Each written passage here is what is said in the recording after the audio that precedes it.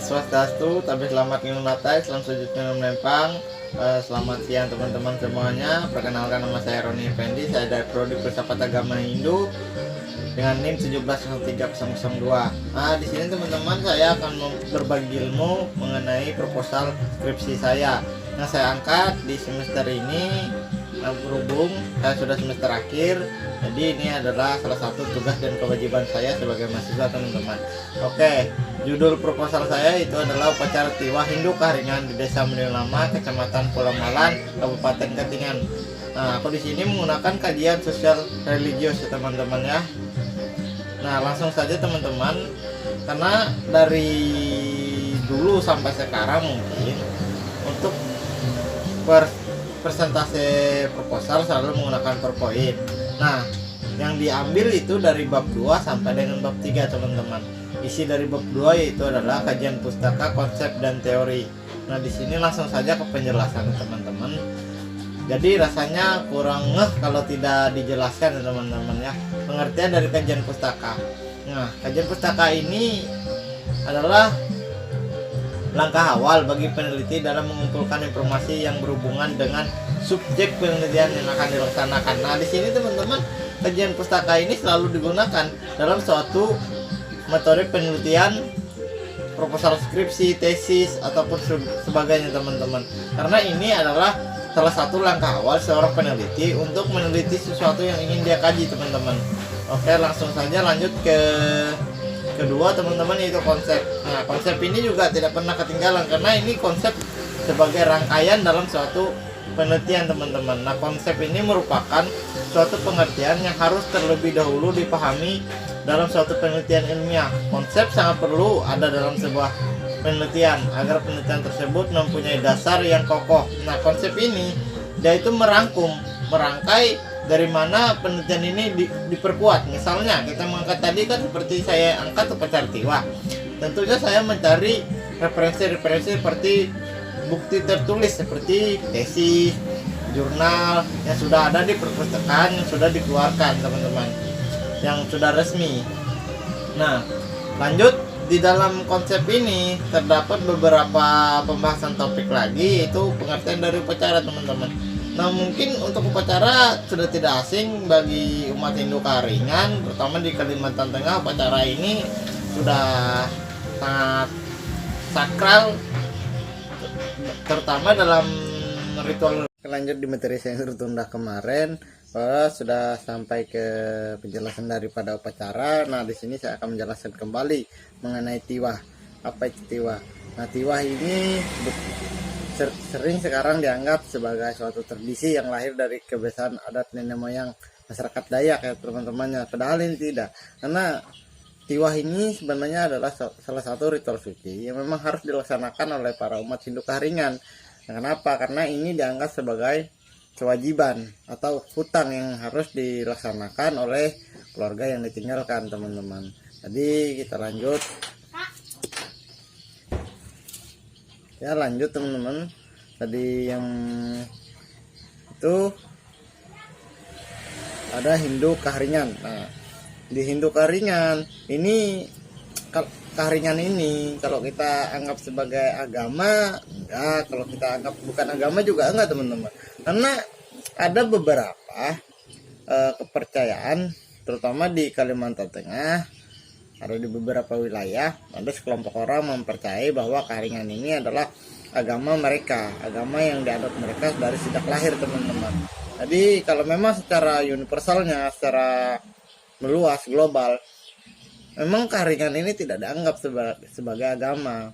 Karena sebelum Kahringan ini berintegrasi dengan Hindu teman-teman, setelah dia berintegrasi dengan Hindu, diakuilah Kahringan ini sebagai agama Hindu Kahringan. Dan dia pun berpayung dengan Hindu teman-teman. Karena Hindu ini sudah ada dari dulu, sudah diakui sebagai agama, berpayunglah Kahringan ini karena ada beberapa ritual, rentetan upacaranya pun hampir sama dengan Hindu teman-teman. Oke, untuk waktu kita lanjut.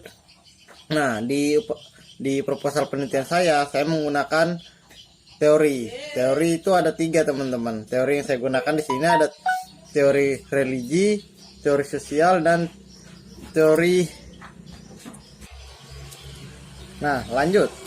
teman-teman, tadi ya saya sudah menjelaskan bahwa di proposal penelitian saya menggunakan 3 teori, yaitu teori religi, teori sosial, dan teori simbol. Mungkin untuk sosial sudah teman-teman semua bisa tahu ya, sosial itu apa, religi juga apa, simbol juga apa, jadi tidak perlu saya bahas.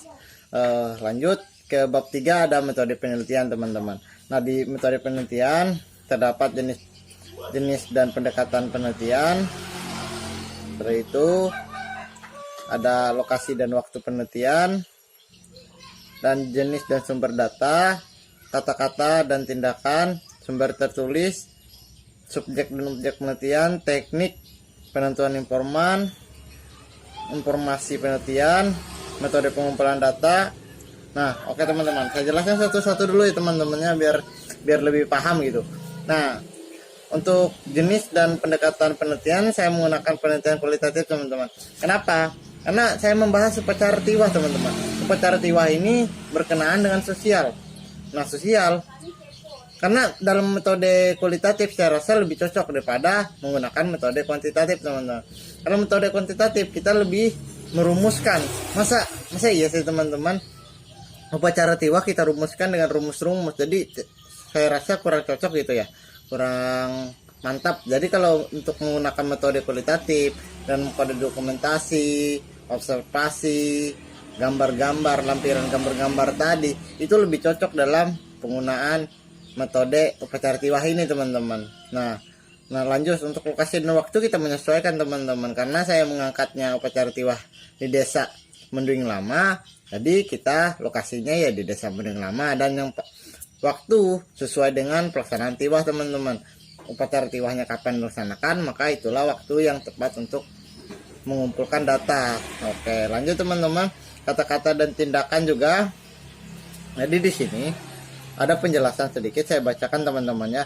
Kata-kata yang diamati atau diwawancarai oleh seorang peneliti kepada sumber utama. Nah, biasanya di sini peneliti itu memperoleh kata-katanya itu dengan cara wawancara teman-teman. Wawancara dengan sumber utama maksudnya seperti tokoh-tokoh basir atau pisur.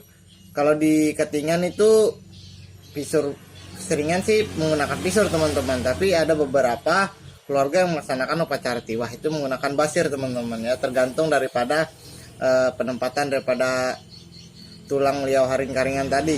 Kalau dia biasanya kalau orang Ketingan bilang itu dipambak. Kalau dipambak itu menggunakan pisur teman-teman, banyak kan menggunakan pisur. Tapi kalau dia di Sandung itu lebih banyak menggunakan basir. Tapi itu nggak merata ya teman-teman, bisa aja dipambak menggunakan basir juga bisa, di Sandung menggunakan pisur juga bisa teman-teman.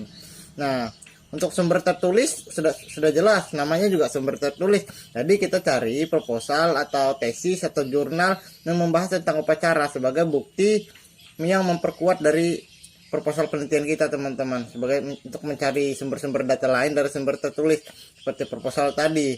Nah, lanjut subjek dan objek. Nah, mungkin subjek dan objek ini sudah jelas ya, subjeknya apa, objeknya apa gitu. Nah, untuk penelitian ini ditentukan terlebih dahulu ya, subjek dan objeknya terlebih dahulu kita tentukan sebelum kita melaksanakan penelitian teman-teman.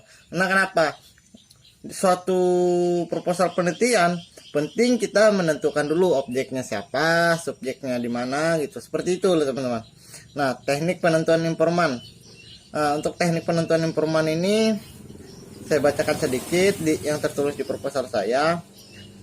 Informan merupakan sumber dalam menggali informasi dalam sebuah penelitian. Menurut para ahli, penelitian informan adalah orang yang diamati atau orang dimanfaatkan untuk memberi informasi tentang situasi dan kondisi secara faktual. Nah, ini juga bisa kita peroleh dari dalam metode wawancara tadi teman-temannya, tapi kita bisa memperolehnya dari masyarakat yang menyaksikan langsung rentetan kegiatan dari upacara tiwah itu, bisa juga dari pasir atau bisur yang bersangkutan teman-teman. Nah, lanjut instrumen penelitian. Sama instrumen penelitian ini adalah alat alat atau metode yang kita gunakan juga teman-teman. Jadi saya sudah katakan, di sini saya sudah menggunakan metode kualitatif teman-temannya, instrumen penelitiannya. Oke, lanjut. Nah, metode pengumpulan data teman-teman. Nah, untuk metode pengumpulan data saya menggunakan 3, yaitu observasi, wawancara, dan dokumentasi. Observasi, saya langsung ke lapangan, saya mau observasi kegiatan-kegiatan upacaranya dan saya tanya-tanya. Untuk metode wawancara tentu teman-teman sudah tahu ya. Wawancara itu tanya seperti kita menginterview orang atau pisor atau basir yang bersangkutan melaksanakan upacara tiwas tersebut. Nah, untuk metode dokumentasi sering kali kita artikan metode dokumentasi itu kan kita foto-foto, gambar-gambar, misalnya sandu, sepundu atau orang yang melaksanakannya atau kegiatan-kegiatannya kita foto-foto dan itu terlampirkan di dalam proposal kita nanti teman-teman. Nah, untuk teknik analisis data kita menggunakan 2 teknik analisis, yaitu deskriptif dan kualitatif. Oke teman-teman, mungkin sekian pembahasan materi saya tutup dengan Perma Santi. Om Santi Santi Om. Terima kasih.